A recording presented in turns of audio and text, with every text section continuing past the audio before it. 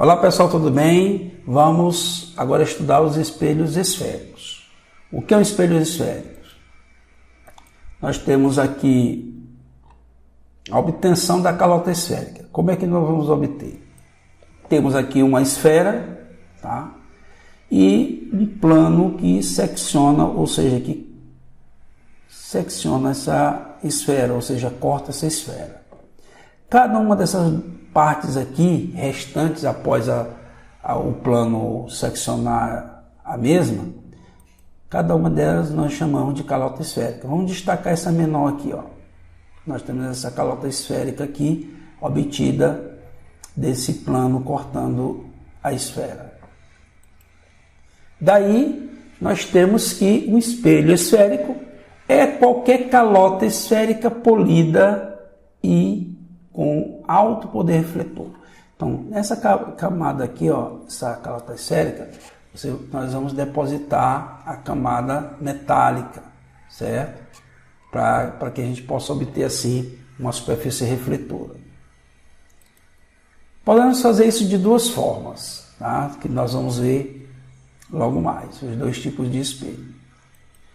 Nós temos o espelho esférico e os elementos. Está aqui a calota esférica. Aqui nós temos o centro de curvatura do espelho, que é o centro daquela esferinha que vocês viram anteriormente. Esse ponto aqui é o vértice do espelho esférico. Essa reta que passa pelo centro de curvatura e pelo vértice, nós chamamos de eixo principal. Essa distância do centro de curvatura até o vértice do espelho, nós chamamos de raio de curvatura do espelho. E esses eixos aqui traçados que passam pelo centro de curvatura e tocam qualquer ponto aqui da calota, nós chamamos de eixo secundário. Então nós temos dois tipos de espelho. O espelho côncavo, quando a superfície refletora interna, quer dizer, o raio de luz incide e reflete internamente. Então, desta forma, vocês percebem que a camada metálica ela está aqui externa, tá? Porque a superfície refletora é interna. Vamos encontrar uma representação simplificada disto. Tá aqui, você tem um raio de luz chegando, tocando no vértice e refletindo simetricamente em relação ao eixo principal. Então, isso aí é o espelho côncavo. Superfície refletora interna. Vamos agora para o espelho convexo. A superfície refletora externa, você tem aqui o raio incidindo e refletindo, tá? Então, a camada metálica, camada que nós vamos depositar nitrato de prata, é nessa região interna. Por quê? Porque é a região externa que vai refletir, tá? Sempre a região refletora e a região que você vai depositar a camada metálica, elas são opostas, tá? Você tem aqui uma interna e a outra externa, dependendo do tipo de espelho. E aí você tem essa representação simplificada para o espelho convexo. Ok? Pessoal, as condições de Gauss, elas se referem à formação de imagens nítidas através de um espelho esférico. Dada a curvatura da calota, essas imagens elas podem sair distorcidas, tá? Que eles chamam de aberrações ópticas. Tá? Então, para resolver esse problema da curvatura do espelho, você tem as condições chamadas condições de Gauss. Quais são elas? Para uma formação nítida, a gente tem que ter que os raios de luz devem ser pouco inclinados em relação ao eixo principal. Tá? Ter pouca inclinação. A segunda condição é que os raios de luz devem incidir próximos ao vértice do espelho. Tá? Então você tem que ter essas duas condições aqui. Ter pouca inclinação em relação ao eixo principal e deve incidir próximo ao vértice do espelho para corrigir essas aberrações, né, devido à curvatura do espelho. Foco e distância focal. Espelho côncavo. Nós temos aqui o espelho côncavo, tá? O eixo principal, o vértice. Você tem aqui os raios incidindo paralelamente e refletindo no espelho, passando todos por um ponto chamado de foco. Então, foco principal real. Por quê? Porque está formado na frente do espelho. Então, o cruzamento dos próprios raios que saem do espelho vão formar esse ponto aqui que nós chamamos de foco principal real. Tá? E a distância de F até V é chamada de distância focal. Vamos agora para o espelho convexo. Espelho convexo, nós temos aqui o espelho convexo, o eixo principal, vértice, e você tem aqui os raios, um raio incidindo paralelamente ao espelho, refletindo, e o prolongamento dele vai passar por esse ponto aqui, que nós vamos já dar o nome dele. Todos esses raios aqui incidindo paralelamente, o prolongamento deles vão dar origem a este ponto F, que agora é chamado de foco principal virtual, porque ele é resultante do cruzamento dos raios, dos prolongamentos dos raios refletidos. Tá? E a distância de F até V nós chamamos de F, distância focal. Vamos encontrar agora uma relação entre o raio de curvatura e a distância focal. Vejam só, galera. Tem aqui um espelho, tá? O vértice, você tem um raio aqui, incidindo, passando pelo foco, tá? Que é o foco principal real. Essa distância aqui é chamada de distância focal, vimos anteriormente. Nós temos essa reta. Vamos traçar uma outra reta aqui, passando pelo centro de curvatura, perpendicular a essa reta nesse ponto D. Esse ângulo aqui é igual a esse, tá? Esses dois ângulos são congruentes, certo? Por quê? Porque nós sabemos que o ângulo de incidência e o ângulo de reflexão são congruentes, vimos no vídeo anterior.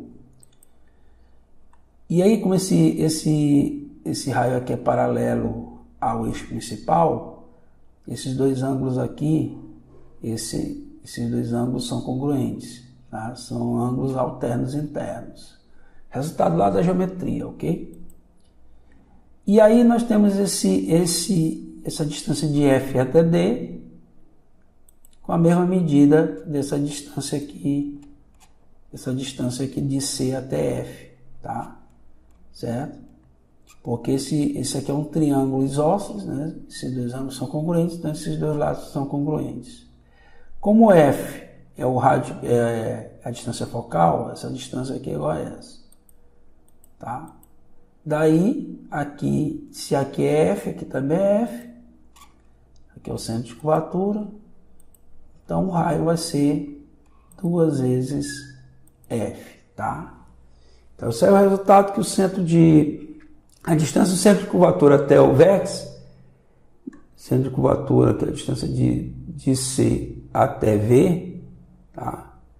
É o raio de curvatura, tá? De C até V. Então, a distância de C até V é o raio de curvatura, tá? Então, o resultado, o R vai ser F mais F, ou seja, R é 2F. Raios particulares. Primeiro raio particular, nós temos que todo raio que incide no espelho, passando pelo centro de curvatura, ele reflete sobre ele mesmo. Para o espelho convexo, nós temos a mesma coisa. Todo raio que incide no espelho, ele reflete sobre ele mesmo, só que nós vamos prolongar e o prolongamento passa pelo centro de curvatura. Segundo raio particular, todo raio que incidir paralelamente ao eixo principal, ele reflete passando pelo foco. No espelho convexo, nós temos todo raio que incide paralelamente ao eixo principal, ele reflete passando pelo foco, só que aqui no caso nós vamos prolongar esse raio refletido. O terceiro raio é todo raio que incidir passando pelo foco, ele reflete no espelho paralelamente ao eixo principal. Aqui, pessoal, é o princípio da reversibilidade do raio de luz em relação a esse raio particular com o primeiro, tá? Lembra que aquele primeiro ele incidia paralelamente e passava pelo foco. Agora ele passa pelo foco e reflete paralelamente ao eixo principal. Princípio da reversibilidade do raio de luz. Caminho de ida é igual ao caminho de volta. Acontece também aqui no espelho convexo. Você tem o raio incidindo na direção do foco, refletindo sobre, o prolongamento dele passa pelo foco. E aí ele reflete paralelamente e o prolongamento dele passa pelo foco. E o último raio é todo raio que incidir pelo vértice, ele reflete simetricamente. Quer dizer, esse ângulo aqui é igual a este ângulo. A mesma coisa acontecendo para o espelho convexo. Agora, nós vamos ver a formação de imagem no espelho côncavo para 4 posições, utilizando pelo menos 2 raios particulares desses anteriores que nós vimos. Ok, pessoal? Então vamos lá, olhem para cá. Nós temos aqui a primeira posição, né? Eu tenho aqui um espelho côncavo, centro de curvatura, foco e vértice, e eu vou colocar o objeto aqui, ó, além do centro de curvatura, tá? Todo raio que incide paralelamente ao eixo principal, nós vimos que ele passa pelo foco. Tá aqui o primeiro raio. Todo raio que incide no vértice do espelho, ele reflete simetricamente, tá? Então, esse ângulo aqui é igual a este. Então, cruzamento desses 2 raios, nós temos a imagem, vejam que ela está de ponta cabeça, tá? Então, as características da imagem, ela é real, porque ela é resultante dos cruzamentos dos raios refletidos. Invertida, você vê aqui que a setinha aqui está para cima e a imagem aqui está para baixo. E menor que o espelho, ou e menor que o objeto, menor que o objeto, ok? Vamos para a segunda posição. Vamos colocar agora o objeto aqui no centro de curvatura. Todo raio que incidir paralelamente ao eixo principal, ele reflete passando pelo foco. Todo raio que incidir no vértice do espelho, ele reflete simetricamente, formando aqui a imagem. Aí nós temos essa imagem, ela é resultante do cruzamento dos próprios raios refletidos, por isso que ela é real. Ela é invertida, está aqui de ponta cabeça, né, de cabeça para baixo, e igual, quer dizer, mesmo tamanho aqui, mesma altura. Vamos para a posição 3. Posição 3, agora nós vamos colocar o objeto aqui entre o centro de curvatura e o foco. Vamos usar 2 raios particulares. Todo raio que incide paralelamente ao espelho, ele reflete passando por onde, galera? Isso, passando pelo foco. Agora, pessoal, mais um pouquinho de paciência. Todo raio que incide aqui no vértice do espelho, ele reflete simetricamente.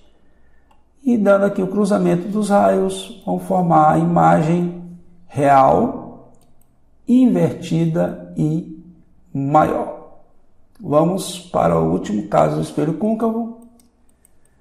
Vamos localizar o objeto agora aqui exatamente sobre o foco. Todo raio que incidir paralelamente ao eixo principal, ele passa pelo foco.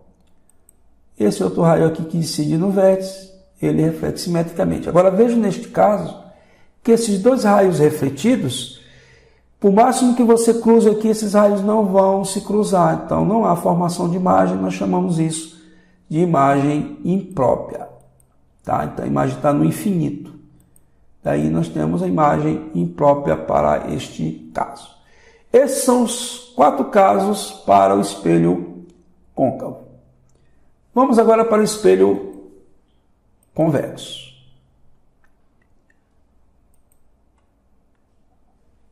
Tem mais um caso aqui. Tem um 5º caso, o objeto entre o foco e o vértice. Eu estava esquecendo dele. Então vamos lá.